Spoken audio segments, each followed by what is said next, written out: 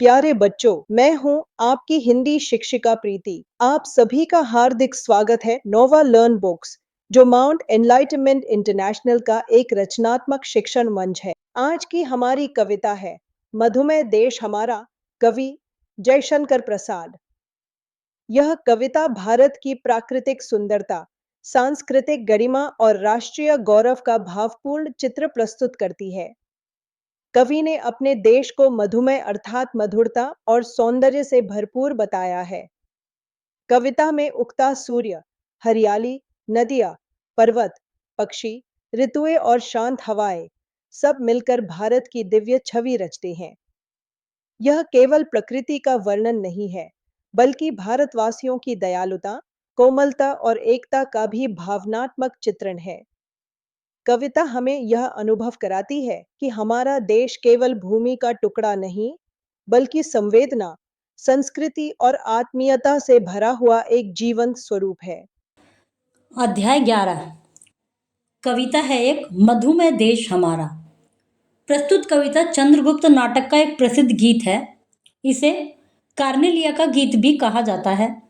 इस कविता में कवि ने चंद्रगुप्त की पत्नी कार्नेलिया के द्वारा भारत की महानता तथा प्राकृतिक सौंदर्य का गुणगान कराया है।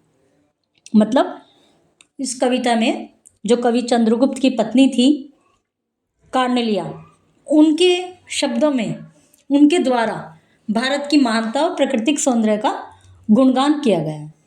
यह कविता भारत के प्रति कार्नेलिया का प्रेम व देशभक्ति की भावना दर्शाती है।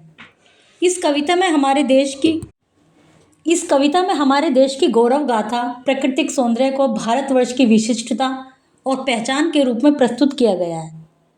कवि ने इसे भारतवासियों की दयालुता, सहृदयता तथा भारत में निहित अनेकता में एकता वाली संस्कृति का चित्रण किया गया है। आइए इसे लय व तान के साथ पढ़ते हैं। आप अपने देश के बारे में क्या सबसे अच्छा मानते हैं? उसके पर्व मतलब त्योहार, प्रकृति या लोग? आपको भारत के में कौन से मौसम सर्वाधिक सुंदर लगते हैं? मतलब कौन सा मौसम आपको अच्छा लगता है? वसंत, वर्षा या शरद? मधुमेह का क्या अर्थ हो सकता है? क्या आपने कभी ऐसा कोई दृश्य देखा है जो मधुमेह लगे, मतलब अच्छा लगे, मनोरम लगे? क्या आपने कभी वसंत ऋतु में फूलों से ढकी कोई जगह देखी है? तो यह अनुभव कैसा था? मतलब फूल ही फूल नजर आ रहे हैं। पढ़ते हैं कविता। अरुण यह मधुमेह देश हमारा, जहां पहुंच अनजान क्षितिज को मिलता एक सहारा। सरस तामरस गर्भ विभा पर नाच रही तरुशिखा मनोहर। अरुण कहते हैं लालिमा युक्त सूर्य, मतलब लाल सूर्य एकदम। और इन पंक्तियों में कवि ने बिल्कुल अपने देश की प्रकृति की सुंदरता का वर्णन किया है। पंक्तियों में कवि कहते हैं कि सूर्य की लालिमा से युक्त, मिठास से भरा हुआ यह हमारा देश, और जो पहुंचा अनजान क्षितिज को। क्षितिज वो होता है जहाँ पृथ्वी और आकाश मिलते हुए दिखाई देते हैं। जैसे जहाँ भी आप खड़े हैं, बहुत दूर तक की खाली जगह तो आप देखेंगे कि पृथ्वी और आकाश मिलते हुए दिखाई देंगे। तो हमारा ये जो देश है सूर्य की लालिमा से युक्त है, मिठास से भरा हुआ है और अनजान क्षितिज तक पहुंच रहा है। वहाँ पर क्षितिज बन रहा है। सरस तामरस गर्भ विवाह पर नाच रही तरु शिखा मनोहर। सरस और सूर्य की किरणें जो कि तामरस, तांबे जैसे रंग की हैं, सुबह ही सुबह पर, विभा पर, भोर होने पर, वो पेड़ों पर तरुशिखा कहते हैं पेड़ों की ऊपरी शिखा पर, उस पर ऐसा प्रतीत होती है जैसे सूर्य की किरणें नाच रही हैं। और छिटका जीवन हरियाली पर, मंगल कुमकुम सारा, और पूरे जितनी भी हरियाली है सब ऐसे प्रतीत होते हैं जैसे सब में जीवन हो और एक शुभ मंगल, एक तरह से मनोहर मधुर गान कर रही हैं। और सारे में कुमकुम के समान, जिस तरह से कुमकुम का रंग होता है वही रंग सारे में फैल जाता है। लघु सुर धनु से पंख पसारे, शीतल बलय समीर सहारे, उड़ते खग जिस और मुंह किए हैं। और जो पक्षी हैं, खग मतलब पक्षी, जो पक्षी हैं वो अपने पंख इंद्रधनुष के रंगों के समान फैला लेते हैं। और मलय होता है चंदन का पर्वत। चंदन के पर्वत से, जो चंदन के वृक्ष होते हैं जंगल में, जो चंदन के जंगल है, वहाँ से हवा जो बह रही है, समीर हवा, वो बड़ी शीतल और मधुर बह रही है।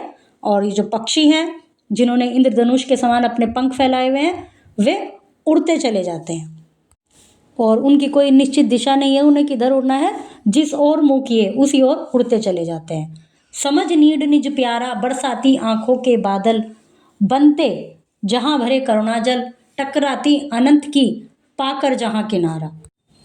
इन पंक्तियों में कवि आगे कहते हैं कि पंछी जो भोर होते ही उड़ जाते हैं, शाम होते होते अपने नीड पर, अपने घोंसले तक वापस आ जाते हैं और अपनी आंखों में अपने एक करुणा का जल, एक प्यार का भाव लिए रखते हैं। लहरें टकराती अनंत की, और जो समुद्र की लहरें हैं वो अनंत की, जो जिनका कोई अंत नहीं है, लगातार वो जहाँ भी हर किनारे पर आकर टकराती रहती हैं और वापस जाती रहती हैं। हेम कुंभले उषा सवेरे, बढ़ती ढुलकाती सुख मेरे, मंदिर उगते रहते जब, जग कर रजनी भर तारा। इन पंक्तियों में आगे कवि ने कहा है कि भोर होने पर, जो भोर होती है, जो सुबह होती है, वो सोने के घड़े लेकर आती है और सब पर सुख लुटाती है, जबकि रात भर जागने वाले तारे वो जब तक सोते रहते हैं जब तक सूर्य का प्रकाश ना आ जाए। मंदिर ऊँघते रहते हैं, मतलब मंदिर में सब जगह शांति छाई हुई है, कोई मंदिर में इंसान नहीं आए हैं, बिल्कुल शांति है जब तक सूर्य का प्रकाश नहीं आ जाता। इस कविता में कुल मिला के भाव यह है कि जो हमारा देश है उसमें हर किसी को एक सहारा मिलता है। मतलब जो पक्षी हैं, जो अन्य देशों से भी चले आते हैं, वो भी यहाँ पर आकर अपना घोंसला बना लेते हैं, क्योंकि भारत का जो वातावरण है सबको स्वीकार करता है। और जो समुद्र की लहरें हैं वो भी किनारे पर आकर, भारत में किनारे पर आकर एक टकराती हैं और वापस जाती रहती हैं। तो कुल मिलाकर अपने देश की प्राकृतिक सुंदर का वर्णन किया गया इन पंक्तियों में, और एक शांतिमय वातावरण का वर्णन किया गया है।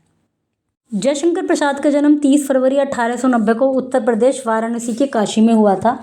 इनकी प्रारंभिक शिक्षा क्वींस कॉलेज काशी में हुई, किंतु बाद में घर पर ही इनकी शिक्षा का व्यापक प्रबंध किया गया, जहां इन्होंने संस्कृत, हिंदी, उर्दू व फारसी का अध्ययन किया। प्रसाद जी हिंदी छायावादी युग के 4 प्रमुख स्तंभों में एक थे। वे हिंदी के कवि, नाटककार, कथाकार, उपन्यासकार, निबंधकार थे। उनकी रचनाओं में प्रेम, सौंदर्य, देशभक्ति व प्राकृतिक प्रेम का चित्रण व वर्णन मिलता है। उनकी रचनाओं में झरना, लहर, प्रेम पथिक, आंसू, कामायनी आदि प्रमुख हैं। कामायनी के लिए उन्हें हिंदी साहित्य मंगला प्रसाद पारितोषिक सम्मान से सम्मानित किया गया। क्षयरोग से ग्रसित होने के कारण मात्र 48 वर्ष की आयु में 15 नवंबर 1937 को उनका निधन हो गया। चंद्रगुप्त मौर्य भारतीय सम्राट थे, जिनका जन्म 345 ईस्वी पूर्व में माना जाता है। इन्होंने अपने गुरु चाणक्य की सहायता से मौर्य वंश की स्थापना की थी। चंद्रगुप्त भारत को अखंड साम्राज्य बनाने में सफल रहे थे। उन्होंने लगभग 24 वर्ष तक शासन किया। ग्रीक और लैटिन लेखों में चंद्रगुप्त को सेंड्रोकॉट्स और एंड्रोकॉट्स के नाम से जाना जाता है। चंद्रगुप्त मौर्य प्राचीन भारत के नेपाल के तराई वाले क्षेत्र के छोटे से गणराज्य के राजा के पुत्र थे। प्रिय बच्चों, इस कविता से हमें यह सीख मिलती है कि हमें अपने देश की प्रकृति, संस्कृति और एकता पर गर्व करना चाहिए। जब हम अपने राष्ट्र को समझते और सम्मान देते हैं, तभी सच्चा देश प्रेम जन्म लेता है। अगली कक्षा में हम फिर मिलेंगे एक और सुंदर और प्रेरणादायक रचना के साथ।